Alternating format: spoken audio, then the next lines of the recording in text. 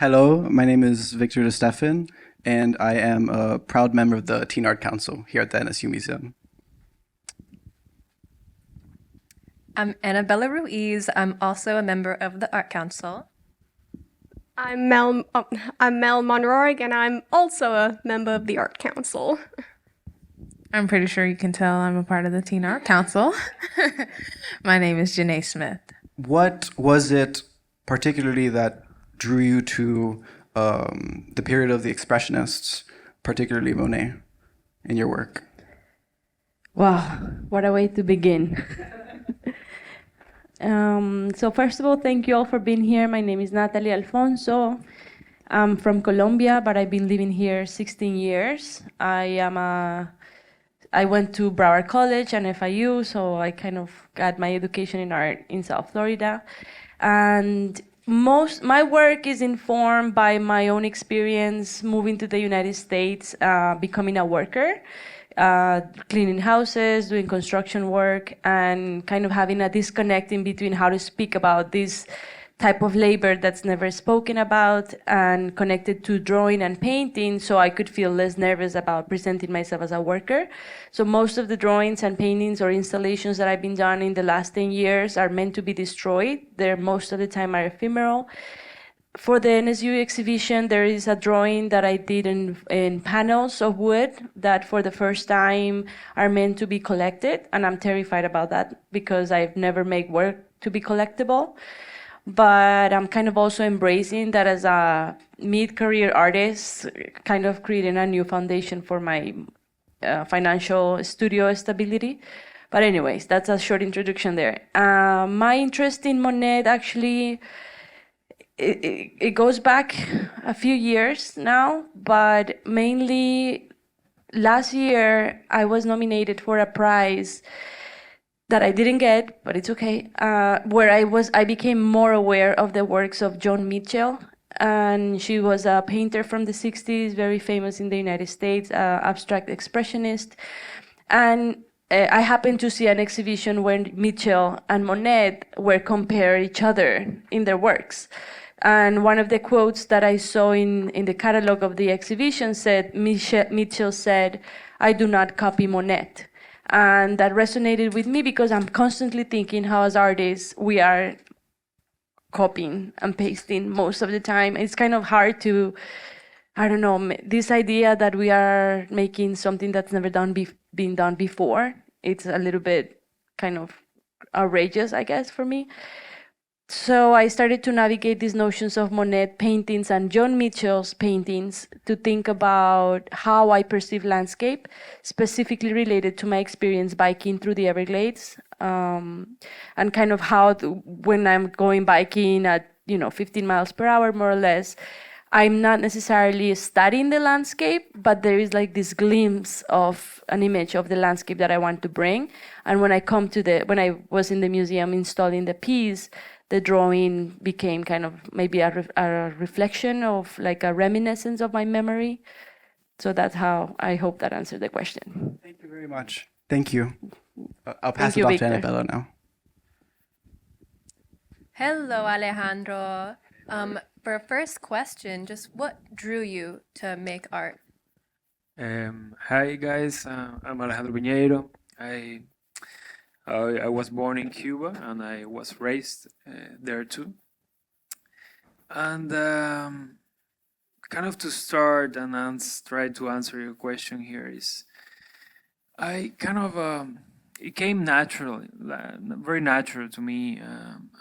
My first memories of me like work drawing or something. I remember my mom always told me that I was going to be a painter. So I have that very beautiful memory, and I was very introvert kid, and I was always drawing and creating my little worlds.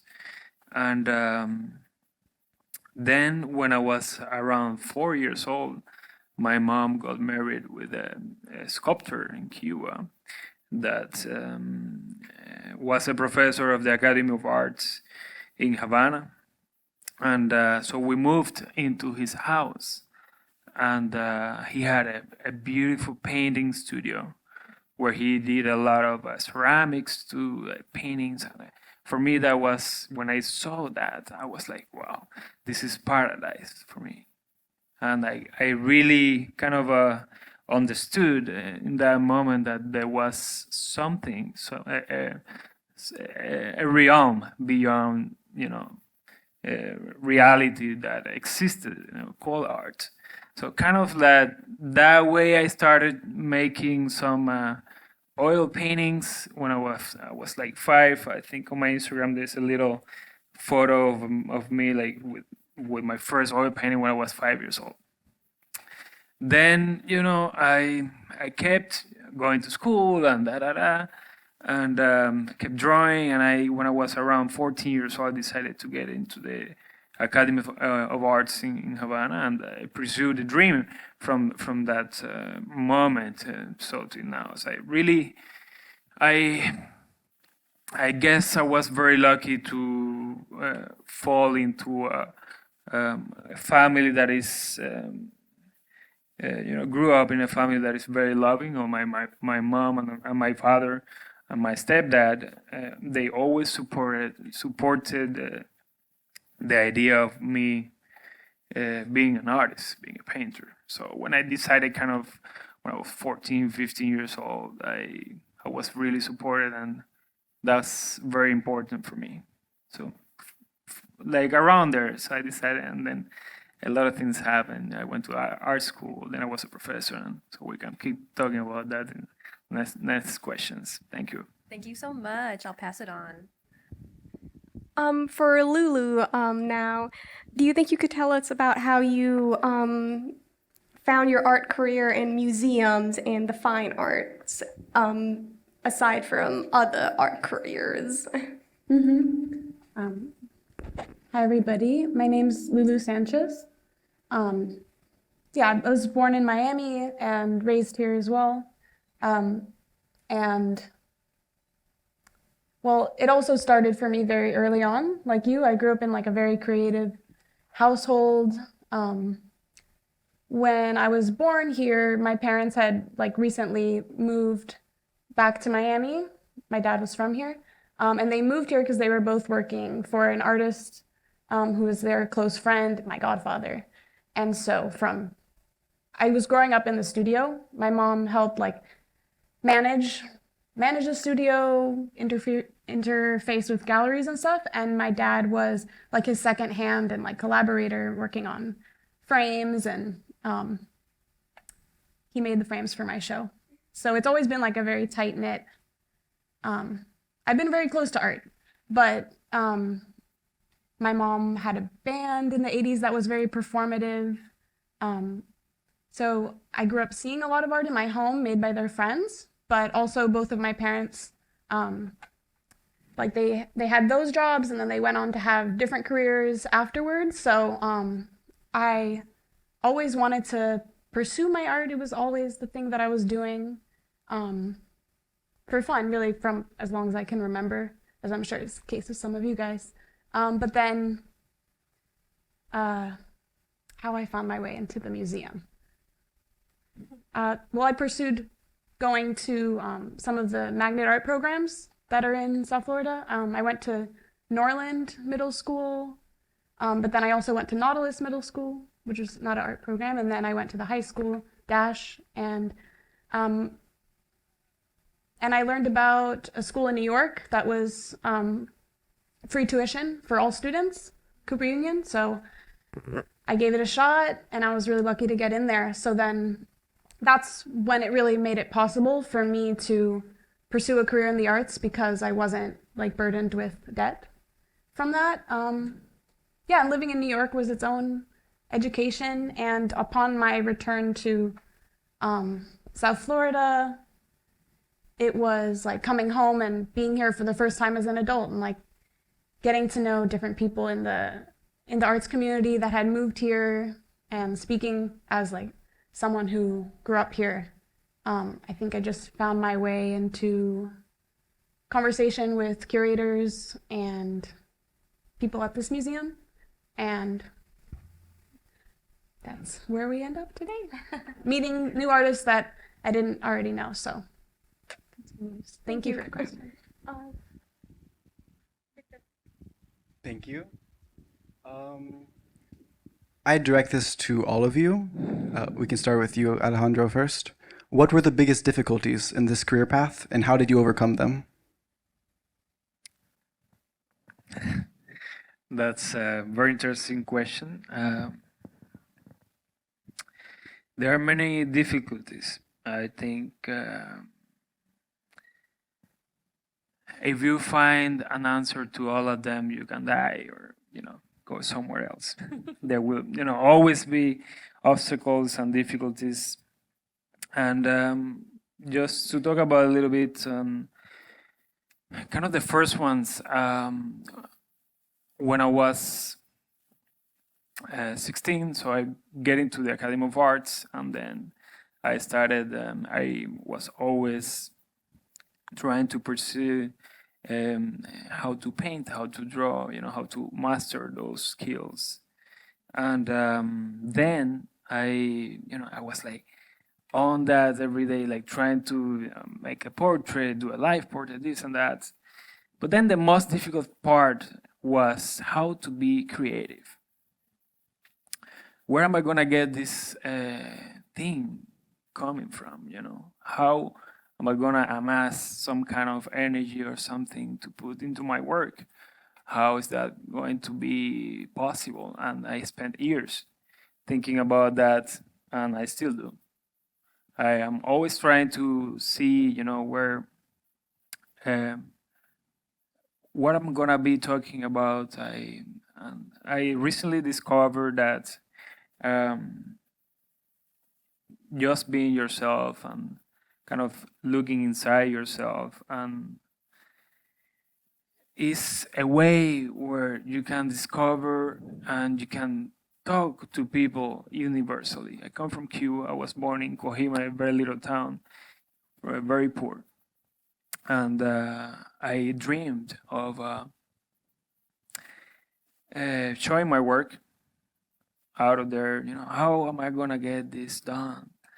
And it's been a long way, but the main thing was, how am I going to be an artist? How am I going to be creative? Where I'm gonna find these ideas to make them into paintings or video for sculptures. So I think that was the most difficult things, besides everything you have to do to survive and all that. And it still is. So I study every day. I read. I see photos. I go outside for a walk, whatever. So I think when you get to be open, you are open. You get inspiration. You are open. You have to be very sensible. You have to be naked in front of everybody. Yeah, kind of. Yeah, I hope that answered your questions. Well, thank you. Thank you. I feel like many young artists would benefit from that advice, and I understand personally the struggle of finding your own creative voice. Now, on to you, Lulu. Same question? Yes. The biggest challenge. What were the biggest difficulties in this career path, and how did you overcome them? Yeah, it's an ongoing question. And I think knowing that it's going to be an ongoing question is really important to getting to the next step, not necessarily overcoming those things. I mean, in my brief career, even if I feel like it's been my whole life, I've gone from sculpture back to painting somewhat recently, in the past 5 years, and I'm still like becoming comfortable with that and becoming comfortable presenting myself as a standalone artist. Biggest difficulties in your career path? I think sometimes it can be becoming isolated, and the best remedy to that is like pushing yourselves maybe outside of your comfort zone to be in dialogue with some people, even if you feel like you have two mentors, friends, or a relative, or just someone that you feel like has understood your work at some point. It might be a teacher, it could be a neighbor or a coworker or something, and keeping them up to date on what you're doing, and like, yeah, not being afraid to just like share some details. Be vulnerable, expose yourself to someone maybe with incomplete ideas. So that's overcoming them is, but also you need those challenges. Like you need. Absolutely. So some of those things that you can't overcome in your practice is what you like have to embrace. I love that. Thank you. I know how deep the pitfalls of working in a vacuum can be. But now on to you, Miss Alfonso. You can call me Nathalie. So the biggest difficulty. Since I was like a teenager, I feel like there was this desire to something greater than me, whether to be accepted, to belong, to be seen. So I did all kinds of crazy things to be seen. I was an athlete. I wanted to go to the Olympics. That was a failure. I was in theater. I quit theater. I mean, I was trying to constantly show up in front of an audience so people could see me. But when I moved to the United States, the biggest difficulties was once, because I knew I wanted to be an artist. That's the only thing I had clear, but I had no idea where to start, how to do it, who to ask questions. No one in my family had ever been an artist. So I remember, I guess as an example, I'll give you an example of one of the biggest difficulties. When I was cleaning houses going on my undergrad, I decided to clean houses because I'm an obsessive compulsive cleaner. And that makes me be a wonderful, I do magic. As soon as I go into a house that is a mess, my brain is like getting so excited. I really love cleaning. And when I was in undergrad, I couldn't talk about this with other students or with my teachers because I felt very ashamed about it. I had a disconnection between my history and my mom's history. My mom has always been a housekeeper since she was like 12 years old. That's all she knows how to do, and she'd never do anything else. And if she stops doing that, she's gonna die. So she continues to be a housekeeper.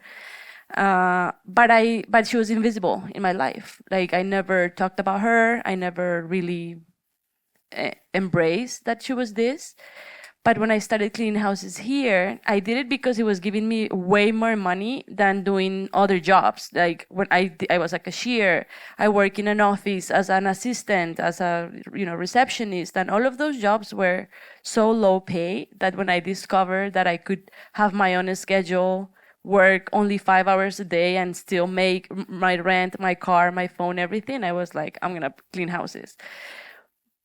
So I embraced that difficulty, but when it came to the studio, when I was doing work in the studio, I had no idea how to speak about this. So I used the language of drawing, and the way I kind of overcome this was I spent 6 months in the studio drawing with graphite sticks or charcoal on paper over and over and over for 6 months. And it was crazy. It was like, why am I doing this? But I started to connect this idea of moving the charcoal with cleaning toilets. When actively cleaning toilets, I started to think about how the emotion of cleaning a toilet was also a motion of drawing. And then when I was able finally to bring that into my own practice as this repetitive movement and connect to myself, I was able to see my mom for the first time. And that is how I overcame my first difficulty, becoming an adult. Yeah. That is so beautiful. I find it inspiring that you were able to first find more of yourself, but connect your personal identity with your art in such an ingrained way. Like I saw how you were working while you were creating your mural. Thank you. Thank you. Thank you all. All right. Anyone can pick this up. As a young artist, how did you build the confidence to share your work with others? Okay. Can you hear me? Yeah. I I was a very introvert kid, but in the moment of sharing my work, I kind of always loved to share it. And so I also had a great, when I thought I was already getting to the art school, and we had a great group of friends in our school. They were always very loving, so they're very welcoming young artists, and we had great mentors that kind of told us, okay, show the work, let's try to do exhibitions. So we did a small exhibition in the art school when we were very young. Kind of we had small panels to discuss our ideas, our early works. So that kind of gave us tools to kind of feel okay about showing anything you were doing. And so I really enjoy when I show work. And I remember a story of an artist. I don't remember the name now. That he used to go to his own shows and he would take off his shoe in case someone will come and talk, bad things about the work. He would just hit them. So I always think about that. I'm not gonna hit people in the exhibitions, but it doesn't matter whatever you do. Just show it. Why not? Nothing's gonna happen. You're gonna have an opportunity to connect with people, or not. Maybe the work is not about connecting, but you're gonna be yourself, and if you wanna be an artist and you want to bring a new object into the world, you should be able to show it. And when you have institutions or school of arts, that's your first gallery. You just show it there. You never know who's gonna come there and see you, and that could be a great opportunity for you. Yeah, I think that for me, even though I went to an arts high school and things, and we were sharing our stuff, I felt really connected with my friends. You'd work next to each other, and then it was like when you were showing it to each other, you were already familiar with what everyone was doing. But when I went on to college, you didn't know anybody. Everyone was new. You're in a completely different environment, and the critique structure and the pace that they had us working on where I was so fast. It seemed that you were bringing work to 4 different courses every 2 weeks or something like that, where you had to accept that sometimes you might not feel like the piece was done, but bringing something showing up at whatever point you're at and having to defend it, even if you're still in process, I think was built a little bit more of a backbone, and you just had to be able to stand up for your work, even if it's still developing, which it always is. Do you have anything to say? Yeah, well, for me, the way I built confidence was first acknowledging my fears. I was very aware of the things that I was afraid of. And the second thing was always asking a lot of questions, even if I was annoying. I would, when I started going to Broward College, learning English, because I didn't speak English when I moved here, I would go to my teachers, be like, do you want to see my drawing, and what do you think? So kind of exposing myself constantly to my first teachers in art school. And then later on, creating a very trusting community. So first kind of showing my work to the friends that I trusted, but then opening up that circle a little bit more. So when I was going to Broward College and going to FIU, I had a very solid group of friends. We were about 12 that independently we decided to do gatherings in our homes lunch, breakfast, dinners, even sometimes to drink or, you know, like to make a party, dance, all of these things. But we started to involving these ideas of like bringing artworks so we all could do critiques, and having these conversations with the people I trust helped me bring my work to the to the outside when people didn't know me and had already kind of like some answers resolved. So it was easier for me to talk about the work. So yeah, embracing fear, asking questions, and creating community. I think those are the things that I advise. Thank you so much for those insights and anecdotes. I'll pass it on. Another question for all of you. Do you think going to art school was a necessary step to achieve your personal goals as an artist? I was very lucky to go to art school, but I don't think it's necessary because creating art is a very individual, very lonely process, and it's a long process, and it's something you are learning forever, every day. So even going to any school, to any university, you can fall into the structures of education, which is great, and I love learning.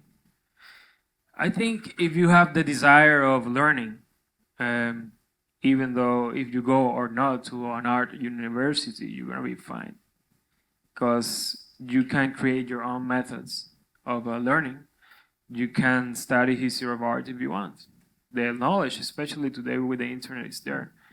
Or you can go to a library. You know, they're open there. Libraries today are there. Nobody's going. Knowledge is power. If you have that, and then you have some talent and a will to be working and pursuing your dreams, is the way to go. With or without formal education, there are great artists that didn't go to school, and they are free from those methods. So kind of when I went to school, I learned everything I had to learn there, and then I tried to destroy that, to recreate them, put them all over together, like destroy everything and put it back together, so create a different narrative or something. Thank you. Thank you. And Lulu? Yeah, I think I'd have to agree that it's not inherently necessary, but I think we learn that also in art school. If you're, surrounded by good people, they want you to be thinking critically of the place that you're at to begin with, and the privilege you have to have ended up there in the first place, to have been able to trust yourself to find that specific community, and then you find others afterwards. So I think it can be a great starting point, and for me, it was pivotal, and it was super nourishing, very challenging. But I also think what really does it all for you is the people that are there with you. So it's your fellow students and your professors. So I think when you're considering if to go to art school or not and where to go, I would look at who's teaching there. That was something that I didn't really know to do when I was looking at schools. I was looking at the programs, the facility, like what the structure was, what the city was, what cities I might want to go to, or where I knew maybe some other people there to feel comfortable to have a starting community. But I think it can be life-changing if you find the right person, or they will find you. So there might be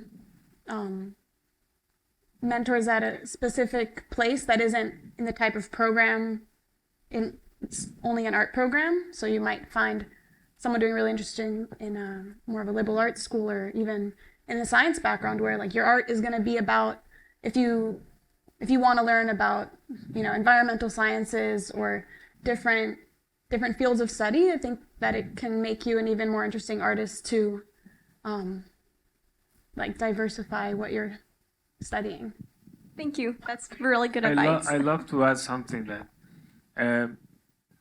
if you have the opportunity to go to art school or to get education, you should, because they will guide you, and then you will have a platform to do whatever you want. I think it's a little more difficult not to go to art school. You get a different orientation of things, but I think it's better to go. So, because need to be careful with what I say. I agree with Lou. Going to school, you make your own experience. You get exposed to people who have very different experiences than you, and this is always enriching. You are always surprised by your peers, by the teachers. I mean, this is not something that books cannot expose you to. I'm not a good reader. I stopped reading really consistently when I was around 20 years old because I became more obsessed with working and cleaning. So by the time I wanted to read, I was exhausted and I just lost that. But I always find inspiration in other mediums. Like I love film. I'm constantly kind of educating myself with global film making. Music, it's another way. But I always find that going to school for me was the best way to compare what others were thinking, what is happening, like if people agree or not with a specific film or with a specific style happening. I don't think it's necessary to get in depth going to an art school.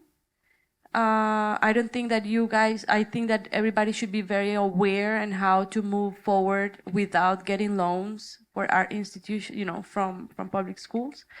Because really making an art career out of your own art might be very difficult and challenging, and you don't want to have a debt.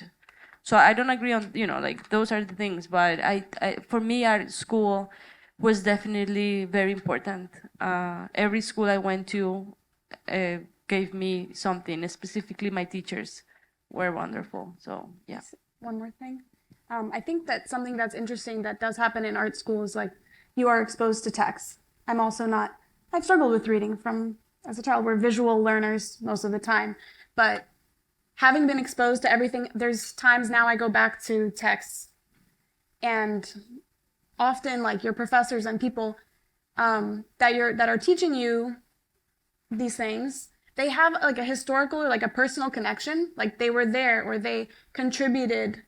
So they kind of make those texts that can seem lofty, like they make them real, and they connect you like as a direct link to art history. Like I had a professor who was well into her 90s at the time. She knew Picasso. She was an art critic. It was like you're being in their presence, and they're in the art schools. That's often where you find those people. You can find them out in the world, but it's a magnetic pull of certain people together. So Thank you. Hi. Well, now that I know that all of you did go to school, I was gonna generalize this to one person, but do you think if you wouldn't have gone to school, any of you, would you be at the same level that you are now? I don't know. I don't really know about that. There is an influence, absolutely. Yeah, I had a great mentor in the Academy of Arts that really helped me open my eyes, and I'm very grateful to that person. Great artist. And when you are in an art school, your teachers are most of the time artists. So you are learning from people who have been trying for a long time. So you get great advices from them. It's not like going to like college and you have a history professor or a math professor. Maybe you don't want to be a historian or a mathematica, and but when you are in an art school, you are talking to artists who are professors. The professor side is the left side. They're artists first. So it's great to have someone that you can look up to and they will give you a good advice, and they can, with one word or a sentence, change your life forever. And in my particular case, I don't know if I would be in the same place. Probably not, because if I didn't go to art school, I would maybe be an artist, but maybe completely different. Who knows? I don't know. So you're saying that art school more refines you and hones your skills to a certain place? It could be, and it could be negative too.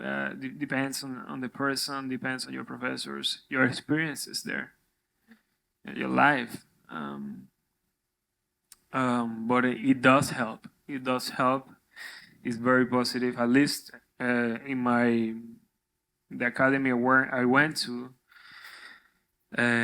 every student that wanted to be an artist, they're still working and they're still doing stuff.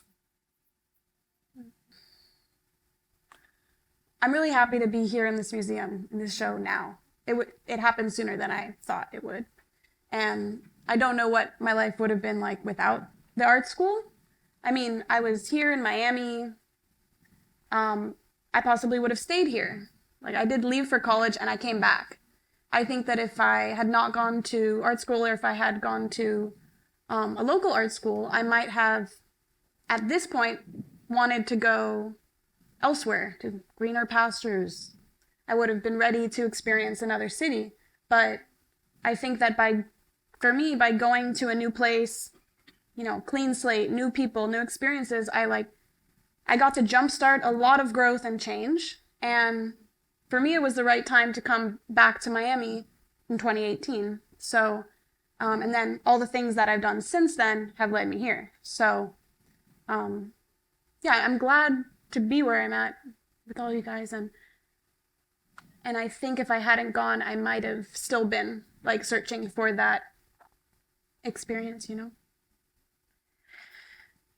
I don't consider school to be a fast path, if I get what that means, but because artists are constantly educating themselves. So even though I graduated from my MFA 2 years ago, the reason why I did the MFA is because in order for me to teach, which is something that I love to do, I had to get an MFA, otherwise I would have never been able to do that. So doing the MFA helped, but now that I'm not going to school officially, I'm constantly educating myself, going through, talks or participating in online classes, or really daily or weekly being informed of what is happening. I don't consider that I was trained classically, classically, how do you pronounce that? Classically trained at all. I don't think, in Broward College gave me a lot of foundations for drawing and painting and ceramics, but the amount of classes that you take, I don't think it's enough for you to become classical trained in the arts. FIU also has a few classes, but it's more conceptual art. I feel like we are exposed, especially here in South Florida, we don't necessarily get exposed to classical paintings or sculptures, or we're not seeing art from the European education. Growing up in Colombia, I noticed that it is a very disconnect there. But here is more informed by conceptual art and contemporary art, and that is a big, that opens up a big road for you, because it's all about materials, your life experience. It's not about necessarily if you have a skill or not, but how good you can connect an idea with a simple gesture or things like this. So, and in school, it was 10 years trying to, finishing an associates, then going to a BFA, then MFA. So I don't know if it's a fast path, but it helped for sure. I think these days you can go directly, and it's really inspiring. I see everyone using social media, or making their own business, making their artwork more accessible, more direct to consumer, not working in such a penthouse arena. I think it's great, and I think there's room for all of those different things. So it's you don't know who's gonna be your audience. So I think people can move, cover a lot of ground really quickly, also on their own. But it just depends what you're drawn to, I think it could be a fast track path, especially in the US. It's a great, exceptional educational system. If you go to like Columbia University or Yale School of Arts, a lot of art critics, gallerists, they go there, see the students, and if you are in one of those programs, you could be making something and be discovered. You graduate from the university, and then you go start working with the gallery. Great galleries in the U.S. and I've seen that in France that they have been, for me as a Latin American artist, Cuban artist, immigrant.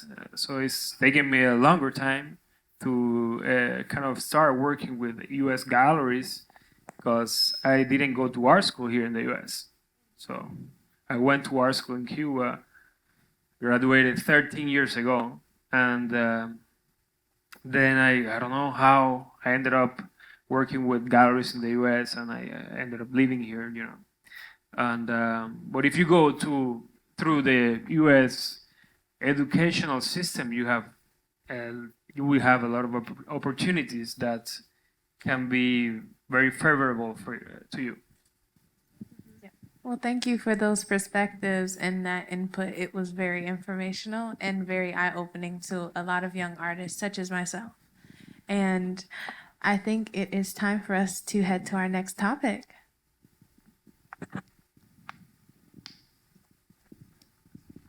Thank you. And if you didn't see the sign, we only have about 5 minutes left, so this is going to be the last question for the night.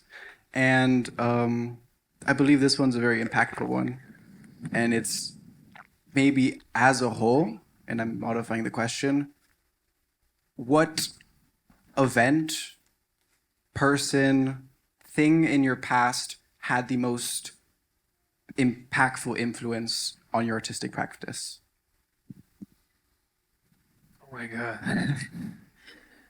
I have problems on having favorite things or choosing things. I don't think it was one event, but a multiplicity of events throughout my life. But if I have to choose one, probably my mother. My mom's love. She believed in that, and I kind of one of my first memory. Remember my mother telling me, "You're gonna be a painter. You're gonna be a painter." I was just there painting. So that's one of my first memory that I can recall, and maybe that event kind of planted a seed in my subconscious mind forever. Could be that. I relate. My mother is also one of the strongest influences in my life. Yeah, that's great, man. And you, Miss Lulu? So my most powerful influence from my past and my present is fully on display upstairs in my show, which is like the work of my uncle who passed before I was born. So Adolfo Rene Sanchez. I've been surrounded by his paintings in my house since I grew up, and I've done my own work. I've done sculpture, collage, fashion, photography, performance, run the gamut. But I really got the opportunity in this show to face like my biggest influence. So, and not try to work around it and like hide it within my work, but really investigate it and share it with others. And so that's what I did with the opportunity here. Mm-hmm. I understand. I appreciate that you're able to share this like enveloping influence in your artistic growth so blatantly on display onto the world. Thank you. And Nathalie? I think growing up in Bogota, for sure, because as a child I was able to be by myself in the street without parents. It was okay to do that. I don't know how it is nowadays because I haven't lived in a few years now, but I feel like my growing up as an athlete, becoming an athlete like at 9 years old, I was a very hyperactive child. My parents couldn't deal with me. So I just needed myself to get tired all the time. And I feel like that is what has helped me develop certain discipline with the type of work that I make, because it requires a lot of physical endurance to do the large scale drawings that I do. But I guess that it's all been influenced by my growing up in Colombia as an athlete, being exposed to a very rich cultural city that let me see theater, film, musical festivals. Growing up as a teenager, I had a city that was very vibrant in that sense. I had access to films that not teenagers should be allowed to watch, but I was there in the theater doing this because it was okay. And I feel like all of those little things is what has started to build my personality as an adult and become very confident that I wanted to do what I wanted to do. Thank you. It's really insightful to see how this lack of restraint from where you grew up particularly contrasts with like a more American point of view, but also freed you in your artistic practice. Yeah. Thank you. Thank you. And thank you all. Thank you very much. Thank you everybody for Thank coming you. here tonight. You all did so amazing. Thank you very, you very very much. much. This was such a great experience.